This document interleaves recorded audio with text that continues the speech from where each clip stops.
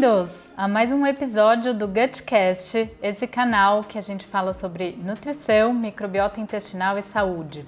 Esse episódio, eu trouxe um tema para vocês que é o tema que eu mais recebo perguntas nas minhas redes sociais. Então, é em homenagem a vocês, ouvintes, que eu tenho certeza que vão fazer bom proveito desse tema. E qual que é o tema de hoje então, Ká? Explica pra gente. Vamos falar sobre probióticos. Probióticos gera muita dúvida de qual probiótico tomar, como escolher o melhor probiótico, qual probiótico serve para quê. E a gente sabe hoje, com a ciência da microbiota intestinal, que cada vez mais a gente encontra produtos com probióticos e gera muita dúvida de como utilizar. E na verdade, os probióticos, eles foram descobertos há muito tempo atrás. Quem ficou famoso por trazer probióticos, o conceito de probiótico para a saúde, foi um pesquisador russo que chama Metchnikov, o nome dele é mais complicado, mas no início do século XX, ele descobriu, fez pesquisas que pessoas que ingeriam probióticos, então seja em iogurte, por exemplo, que tinham bactérias probióticas, essas pessoas tinham uma melhor imunidade e uma melhor saúde. E daí, a partir daí que foram descobrindo os benefícios da ingestão de bactérias para o nosso organismo.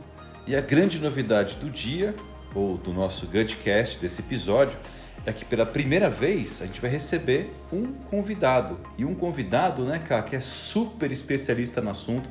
Eu mesmo já tive o prazer de ter uma aula, digamos assim, num depoimento que ele cedeu para um documentário do Science Play sobre esse tema, sobre microbiota. E é uma pessoa super legal, né, Ká? Vamos convidar o Bruno Zilber, ele é biólogo e especialista em microbiota intestinal, tem doutorado no assunto. Acho que o nosso convidado especial do dia já está online aqui com a gente. Vamos começar a entrevista? Vamos lá. Bruno, em primeiro lugar, estou muito feliz de ter você aqui no GutCast. Você foi uma das pessoas que me inspirou a estudar microbiota, então você foi muito importante na minha carreira. E eu lembro que eu ia muito nas suas aulas, que inclusive são excelentes, e eu ficava encantada tanto com o tema como do jeito que você expunha a ciência da microbiota. E um dia eu fui te chamar para contar do meu projeto de mestrado, eu ainda nem tinha começado, eu estava só com a ideia do projeto, e você ficou super empolgado ali com a minha pesquisa e falou, mas você já leu Microbiologia de Brock? Daí eu falei, não sei nem o que é isso. Ele falou, então não tem como você entender de microbiota sem ler esse livro. Daí eu saí da nossa conversa, fui atrás do livro, que é uma bíblia, uma enciclopédia de microbiologia, e me ajudou demais, porque nós nutricionistas não temos a formação muito específica para microbiologia. Então foi um ponto super especial ali na minha carreira. Então eu estou muito feliz de ter você aqui, te admiro demais e vamos conversar um pouquinho hoje sobre, como eu falei anteriormente, sobre probióticos. Bom, primeiramente, muito obrigado pelas suas palavras, né? Eu me sinto extremamente honrado com tudo que você falou. Vindo de uma nutricionista como você, que estuda microbiota há tanto tempo e com tanta propriedade, isso para mim me deixa muito feliz, né? E saber que eu pude estimular esse conhecimento dentro de você, fui um dos responsáveis, cara, isso me deixa mais feliz ainda, né? Porque eu acho que o meu objetivo sempre é acender a curiosidade da microbiota nas pessoas, do microbioma, fazer com que elas estudem mais.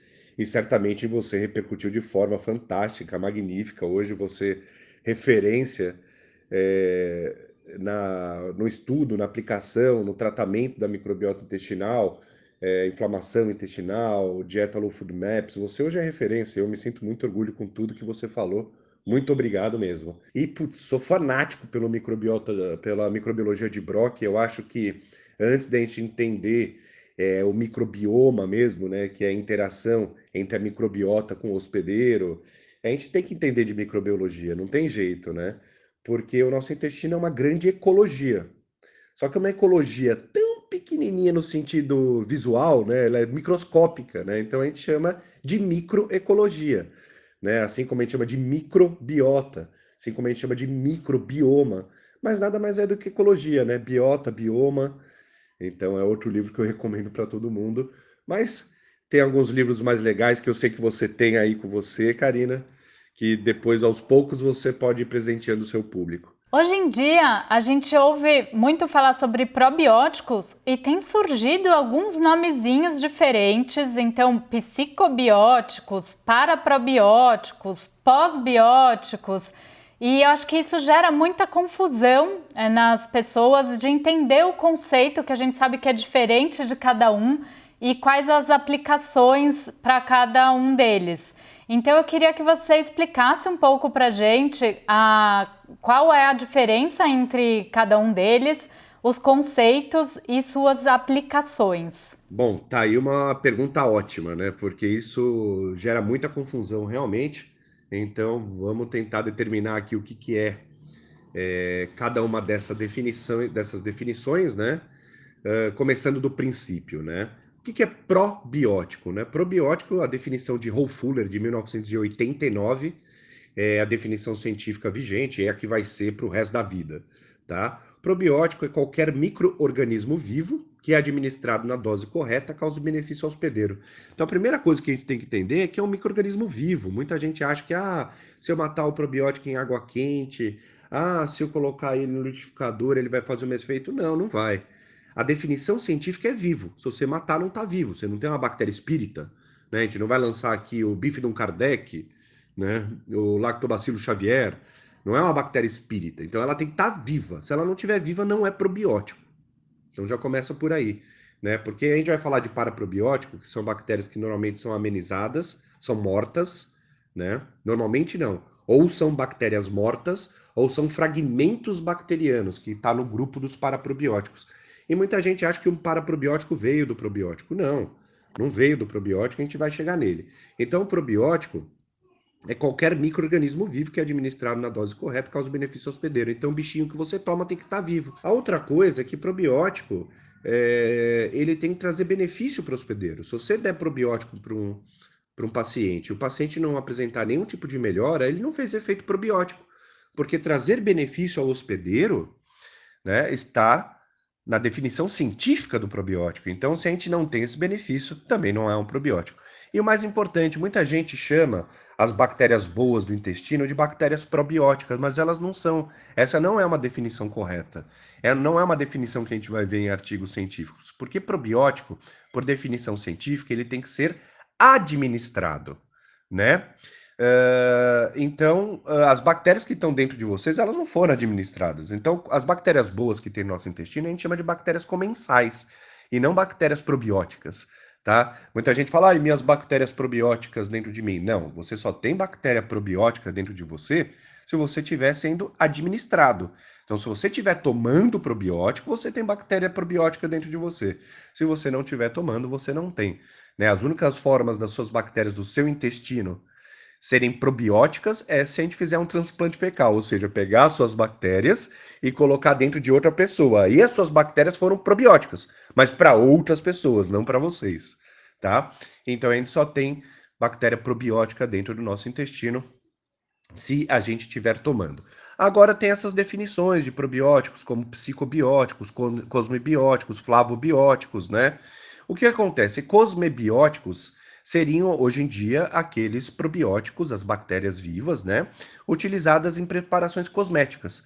Porque hoje sim, a gente pode colocar probiótico na pele, né, para competir com bactérias ou fungos oportunistas. Então, quando o probiótico ele é utilizado em preparações cosméticas, a gente chama de cosmebiótico. Quando o probiótico ele é utilizado para melhora comportamental, a gente chama de psicobiótico. Mas ela não é uma classificação convencional na ciência, porque a mesma bactéria que faz bem para o comportamento, ela também faz bem para a imunidade. Então, o psicobiótico ele está relacionado à aplicabilidade da bactéria. Se eu usei essa bactéria, por exemplo, para melhorar um comportamento, diminuir o estresse, produzir mais GABA, aí eu tenho um psicobiótico, tá? Mas essa mesma bactéria pode trazer outros benefícios nutricionais, imunológicos, e aí, nesse caso, ela não é chamada de psicobiótico. Então, o psicobiótico não é o tipo de bactéria, e sim a sua aplicação, né? Flavobióticos, que já é um termo que a gente vê bastante por aí, eh, são flavonoides que têm a capacidade de modular a microbiota intestinal, também é muito interessante, tá? A gente acha muito mais em alimento do que em suplemento, tá? Porque assim, quando a gente fala de pré-bióticos também, né, que seriam alimento para as bactérias, muita gente, quando a gente fala de pré-biótico, já pensa que é suplemento. Mas não é, a gente tem que prezar, antes de tudo, pela alimentação pré-biótica. E depois, se for o caso, a gente usa alguns pré-bióticos específicos para ter efeitos específicos, tá? Probiótico não, probiótico ele já tem que ser administrado, tá? Agora, já é suplementação. Tá na definição científica que ele deve ser administrado, né? Agora, pré-biótico não, as fibras que compõem a grande maioria dos pré-bióticos, a gente encontra bastante na alimentação, a gente tem que preconizar a da alimentação, tá? E paraprobiótico? Paraprobiótico, assim como um paramédico, né? Espaço paracelular. Quando a gente tem esse termo para, quer dizer que seria mais ou menos paralelo. Ele não é um probiótico paraprobiótico porque a bactéria está morta ou ela está autolizada. O que, que é isso? Eu pego a bactéria morta, pego lá o corpinho celular da bactéria, explodo essa bactéria e pego só pedacinhos de membrana dela, que a gente chama de fragmentos microbiológicos, e isso também é considerado paraprobiótico. Então, no grupo de paraprobiótico, a gente tem bactérias mortas e a gente tem pedacinhos de bactéria. E qual que é a diferença principal entre probióticos e paraprobióticos? O probiótico está vivo e ele vai trazer o benefício daquela multiplicação celular, alteração da ecologia do intestino, deixar ele mais ácido, deixar ele mais alcalino, para favorecer o crescimento de bactérias parecida com aquela do probiótico que você está tomando. Vai estimular a célula, vai fermentar vitaminas, vai fermentar ácido graxo. Então, cada probiótico que você está tomando uma pequena fabricazinha, uma pequena fabriqueta unicelular. Cada célula bacteriana vai produzir alguma coisa diferente. Já o paraprobiótico, a gente tem um outro objetivo. Tá? O primeiro é quando a gente não pode usar o probiótico. Às vezes a gente não pode usar probióticos em algumas condições e a gente precisa usar o paraprobiótico. O paraprobiótico ele está morto, ele é inerte, ele não se multiplica. Então qual que é a principal função do paraprobiótico? Estimular receptores celulares específicos. Alguns paraprobióticos estimulam Toll-like receptor número 5, que pode melhorar a imunidade. Alguns paraprobióticos estimulam dectina 1, que faz com que o seu sistema humoral fique preparado para uma resposta imunológica. O paraprobiótico ele tem então essa função de estímulo celular específico. Quando você procura uma melhora imunológica evidente, mais rápida, a gente recomenda usar até o paraprobiótico ao invés do probiótico, que vai ter que se multiplicar, vai ter que colonizar e fazer todo aquele efeito, né? Então, o paraprobiótico, justamente por ser inerte, está morto, né? A gente usa especificamente para estímulo celular. O que é muito interessante, né? Hoje é uma das terapias de eleição em antibiótico terapia, muito mais do que probiótico, certo? Os probióticos ficaram mais conhecidos no início para uso para combate da diarreia. E hoje em dia a gente sabe que o probiótico vai muito além da diarreia, né? Tanto na literatura existem evidências para isso, quanto a gente vê também na prática clínica. Então eu queria saber quais as situações que seriam legais a gente colocar ou recomendar os probióticos. Bom, o histórico de uso moderno de probiótico veio até um pouco antes do pai, né, da probiótico terapia, que era Eli Metnikov, né? Que todo o crédito, né, do uso de probiótico nessa fase moderna, porque probiótico ele é utilizado há mais de 2000 anos, né? Mas não de forma consciente, era de forma empírica, tá? Os essênicos utilizavam leite fermentado em estômago de carneiro e via que trazia benefício para a saúde, mas eles não sabiam que tinha micro-organismo lá dentro, então não era o uso aplicado do probiótico mesmo, que ficou muito evidente com Eli Metnikov, mas antes dele mesmo teve um cara chamado Nilce, na Alemanha, que esse sim foi o primeiro a usar de forma consciente bactéria. Tá? Então, só para ilustrar, na Primeira Guerra Mundial, muitos alemães estavam morrendo de infecção por Shigella, né? Por shigelose. E ele percebeu que um dos enfermeiros que cuidava dos pacientes que estavam morrendo né? Não pegava essa doença. Aí eu não sei por que ele teve essa ideia. Ele pegou as fezes desse paciente, isolou uma Escherichia coli, que é um dos probióticos mais vendidos na Europa até hoje, que chama Escherichia coli Nielsen 1917, 1917 porque é 1917, né? E ele aplicou essa Escherichia coli via oral. Lógico, ele fez isso num meio de cultura separadamente e aplicou como probiótico essa Escherichia coli para os pacientes que estavam com Shigella, né? Estavam desenvolvendo a shigelose, e ele curou esses pacientes, tá? Então, só para ilustrar aqui, o primeiro uso moderno de probiótico foi, de forma consciente, foi em 1917, por Nielsen, que isolou a Escherichia coli Nielsen em 1917, que é um dos probióticos mais vendidos na Europa até hoje, tá? Agora, quando utilizar o probióticos? Bom, a ideia de um probiótico não é colonizar, tá? Para quem acha que toma probiótico e esse probiótico vai colonizar o seu intestino de forma ampla, tá muito enganado, tá? Existem muitos efeitos que são destinados aos probióticos hoje em dia que não procedem, né? Cada probiótico, cada espécie, ela tem, principalmente cada linhagem, né? Porque muita gente confunde espécie com linhagem, mas se for o caso, mais adiante eu explico essa diferença, certo? Mas muitas espécies bacterianas têm a sua aplicabilidade específica. Por exemplo, Bifidobactéria é uma bactéria anaeróbica que só cresce no intestino grosso, ela não cresce no intestino delgado. Então, quando eu tenho uma perturbação, uma desbiose, uma perturbação microbiológica no intestino grosso, convém usar Bifidobactéria, mas em casos específicos.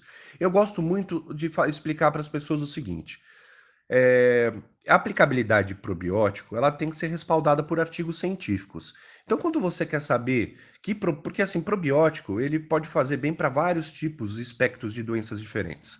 Então, quando eu quero saber, por exemplo, que probiótico eu dou para o obeso, eu entro lá no Google Acadêmico, na PubMed e procuro lá probiótico e obesidade. Em inglês, é claro, mas probiótico e obesidade. E ainda restringo a busca, porque vão aparecer milhares de artigos científicos. Aí o que eu faço?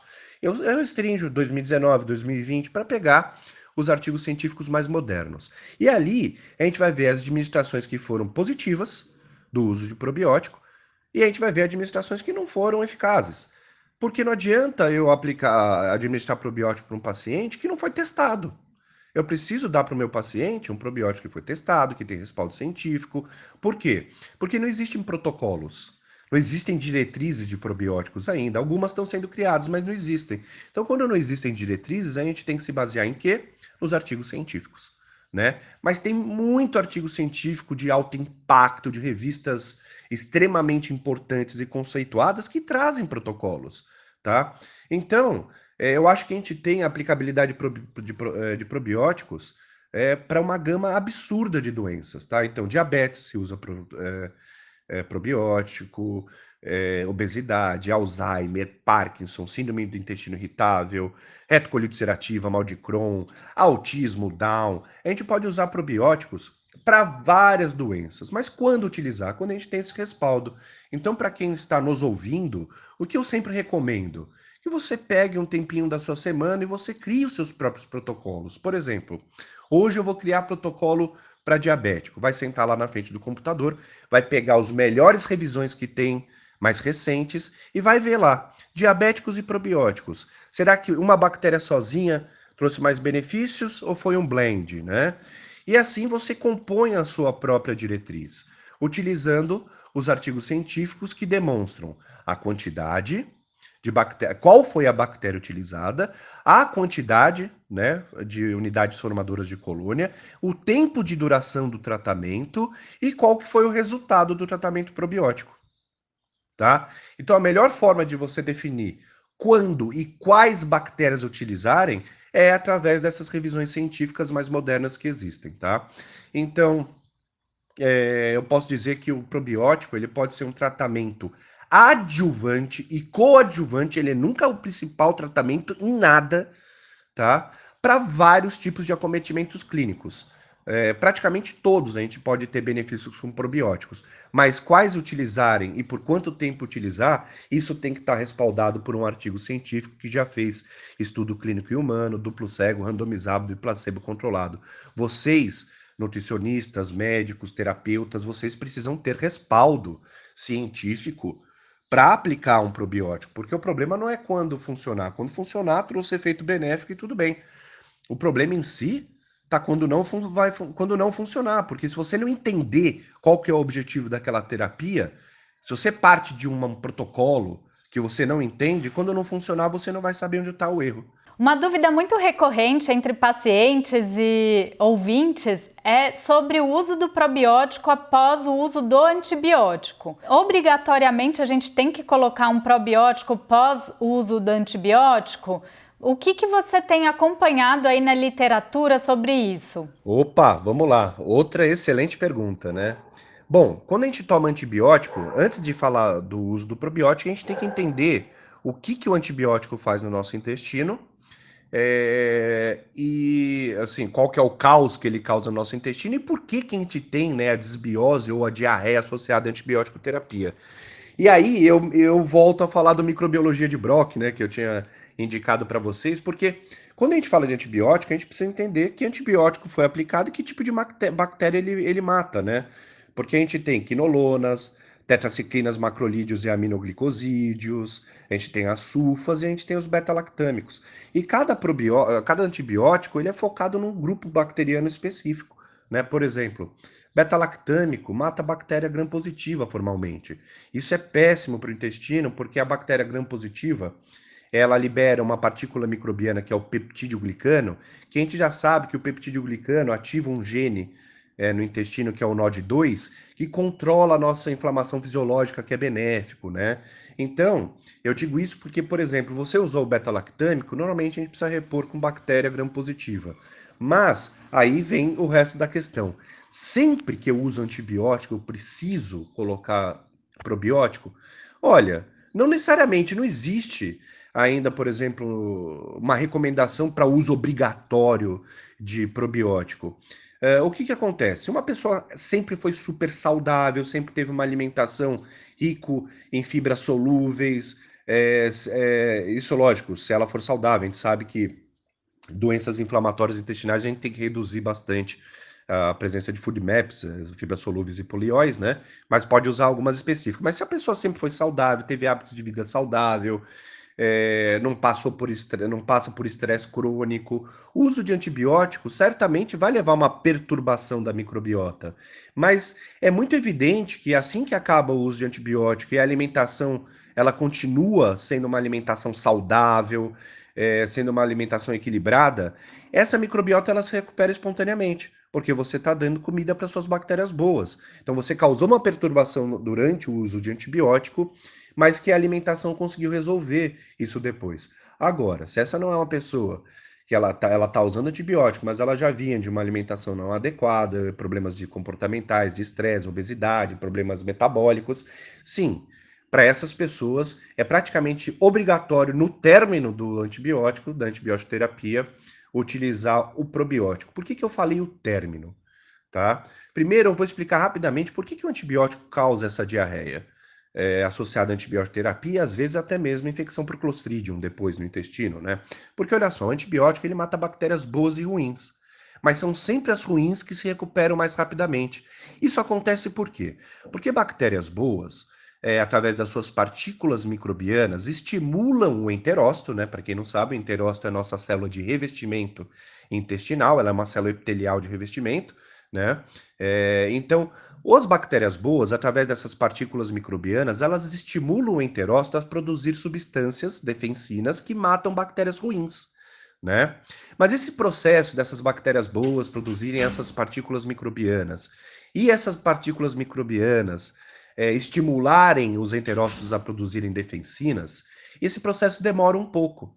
Então o que acontece? Quando a gente toma um antibiótico e a gente mata bactérias boas e ruins, como esse processo ele demora um pouco, as bactérias ruins, as bactérias oportunistas, elas têm uma capacidade de recuperação mais rápida, porque não tem as bactérias boas para impedir o crescimento dela e não tem as defensinas do intestino ainda criadas para defender para impedir o crescimento das bactérias ruins. Então, sempre que você usa antibiótico, sempre que você causa uma diarreia no seu paciente, as primeiras bactérias a se recuperarem são as ruins. Até mesmo porque bactéria ruim, bactéria oportunista, ela é especialista, ela é perita em se recuperar, tá? Então, a maior causa da diarreia associada à antibiótico terapia está na queda das partículas microbianas. E alguns artigos científicos mostraram, recentemente, de 2018 para cá, que o uso de probiótico durante a antibiótico terapia pode até mesmo diminuir um pouco do efeito do antibiótico.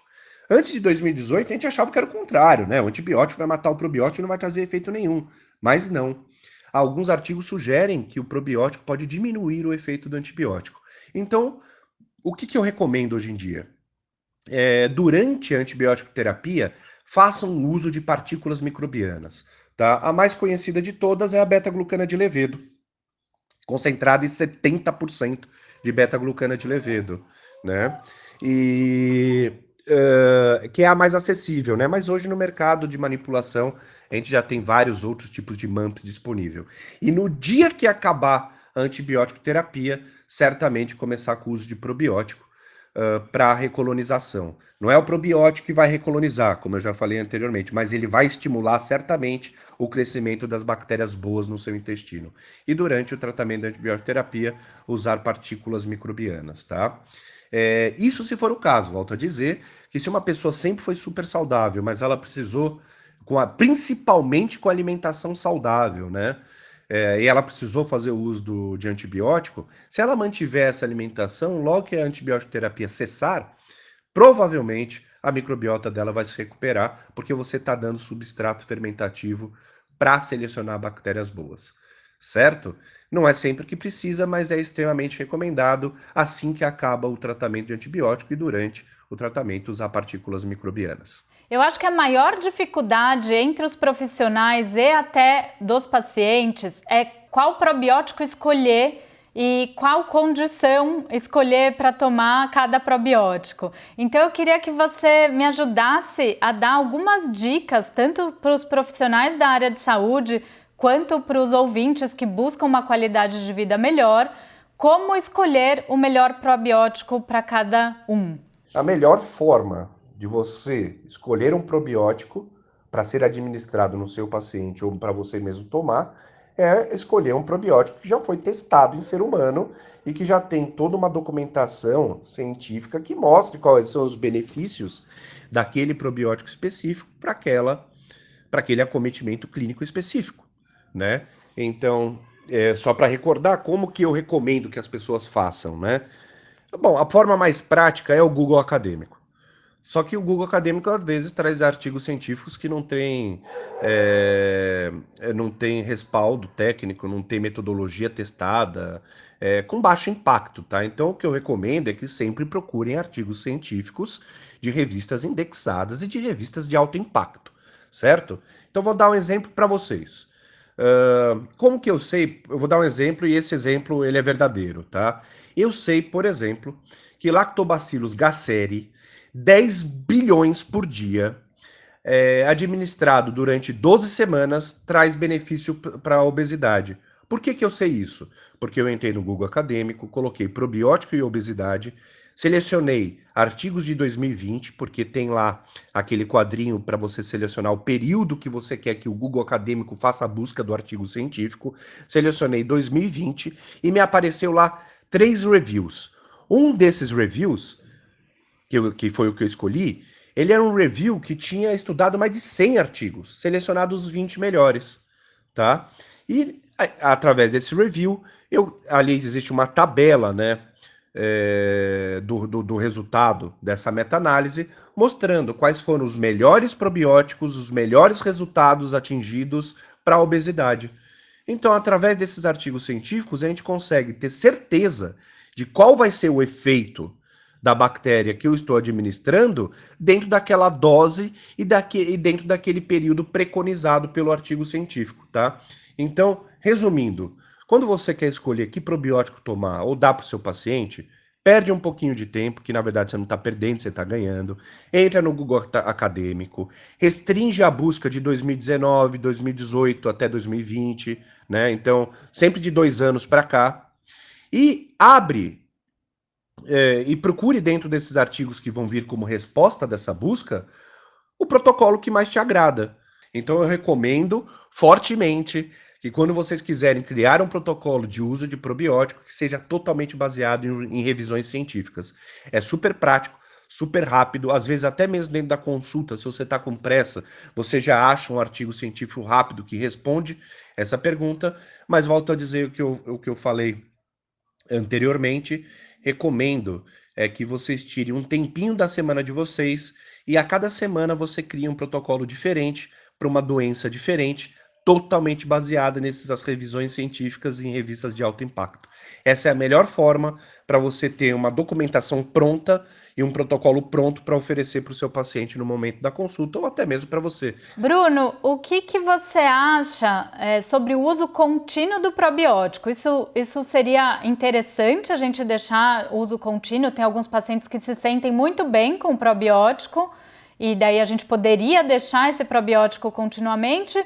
Ou o ideal seria a gente ficar revezando entre tipos de probiótico? Caramba, hein? Só pergunta contundente, mas assim que é bom, né?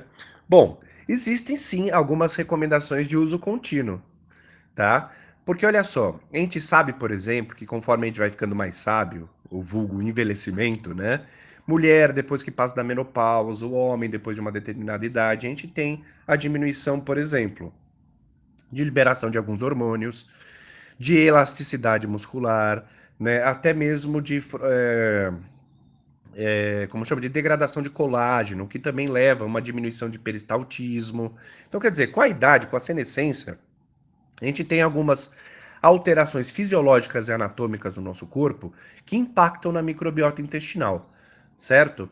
Então, depois de uma determinada idade, se faz sim o uso contínuo de probióticos, principalmente para diminuir o estabelecimento de Clostridium, que é muito comum na terceira idade. Então, existem sim algumas recomendações e algumas terapias para uso contínuo de probiótico na terceira idade.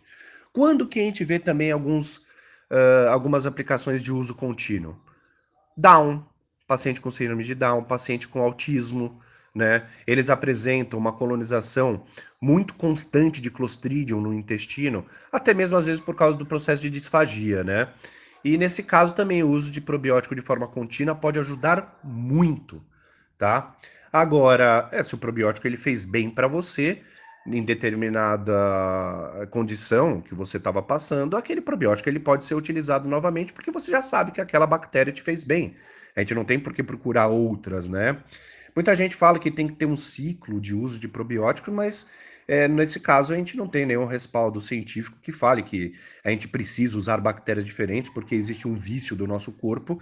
Isso não existe cientificamente ainda comprovado e eu também concordo com a ciência nesse ponto. A bactéria é um micro-organismo vivo que ela traz aquele efeito que é inerente daquela bactéria, acabou. Se você tomar ela, você vai ter aquele efeito sempre. E por último, Bruno, eu acho que vale a pena a gente comentar um pouco da diferença entre probióticos e alimentos fermentados, porque esse conceito acaba se confundindo e eles são diferentes, então eu queria que você falasse um pouquinho pra gente essa diferença, porque a gente sabe que tem um iogurte, que é um alimento fermentado natural, e tem aqueles iogurtes que são probióticos, porque eles foram adicionados de bactérias probióticas. Então fala um pouquinho pra gente essa diferença entre alimentos fermentados e probióticos. Finalizando as perguntas com chave de ouro, né? Porque essa também é outra pergunta excelente, tá? Bom, vamos voltar para a definição científica de probiótico, tá? Essa pergunta também vai me permitir explicar o que é posbiótico que eu não expliquei anteriormente, né? Bom, probiótico é qualquer micro-organismo vivo que administrado na dose correta causa benefício ao hospedeiro. Nós temos iogurtes feitos com bactérias naturais, inerentes do próprio iogurte, né? Inerente do leite. A gente tem iogurte que é feito com bactéria probiótica, que são bactérias que nós costumamos utilizar como probióticos via oral, que ela também pode ser utilizada no iogurte. E a gente tem os alimentos fermentados, né? que iogurte é um deles, mas eu gosto de falar de chucrute, né? Picles, repolho, que é o chucrute, né? Picles, que é o pepino fermentado, aí tem a cenourinha, tem a cebolinha fermentada, outros alimentos fermentados como kefir, kombucha, né? Então a gente tem que entender, será que eles se enquadram como cientificamente como probiótico? Bom, se eu tomei um iogurte e nesse iogurte tem bactérias que são conhecidas como probióticas, aquelas que a gente administra em cápsula ou em sachê, eu tomei o iogurte. Essas bactérias presentes neles atingiram meu intestino e trouxeram benefício para o hospedeiro, são considerados probióticos, tá? O que é uma grande diferença de alimentos fermentados como o repolho, tá? Em alguns alimentos fermentados, quando você come o alimento, algumas bactérias vêm juntas e essas bactérias podem ou não trazer benefício para o hospedeiro, mas para deixar bem claro para vocês aqui, alimentos fermentados como kefir, alimentos fermentados como kombucha, e na grande maioria da comida fermentada, né, como repolho, pepino, cenoura, cebola fermentada, elas não são probióticas, certo? Então é isso aí. Espero ter ajudado, espero ter contribuído e deixo aqui realmente a minha gratidão pelo convite e me sinto honrado aí para poder falar para todos vocês e principalmente para você, Karina. Muito obrigado. Bruno, muito obrigada por ter participado aqui do GutCast. Foi uma honra escutar você. Sua fala foi uma aula aí para todo mundo e tenho certeza que enriqueceu demais e tirou várias dúvidas dos nossos ouvintes sobre probióticos. Exatamente. Foi muito legal também ter começado e estreado, né, esse bloco de entrevistas que agora vai passar a ser recorrente aqui no nosso GutCast, com uma pessoa que, além de, obviamente, é uma referência, né, talvez quase que mundial nesse assunto. Ele está presente aqui com a gente e, para quem o conhece pessoalmente, que é o seu caso, que é o meu caso também, que já tive uma experiência pessoal com ele ali de entrevistá-lo, além desse poço de conhecimento, é uma pessoa extremamente querida. E para concluir aqui nosso episódio, vamos sintetizar algumas coisas que o Bruno falou.